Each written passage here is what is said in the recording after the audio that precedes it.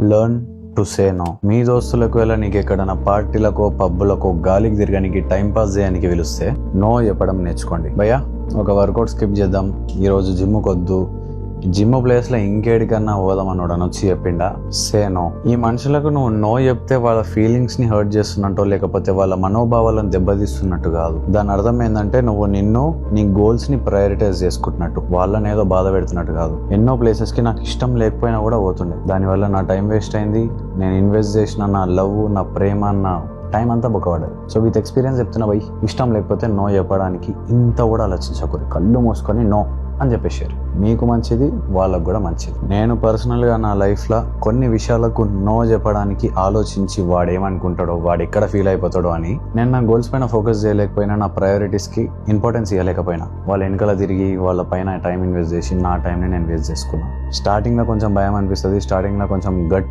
Feeling రాదు చెప్తే ఏమనుకుంటారు అని, బట్ మెల్లమెల్లగా చెప్తుంటే మీకు అలవాటు అయిపోతుంది. You will get used to it. So చెప్పడం నేర్చుకోండి. తుమారీ లైఫ్ బహుత్ బెహతర్ హోయి భయ్, ఆనెస్ట్గా చెప్తున్నాను.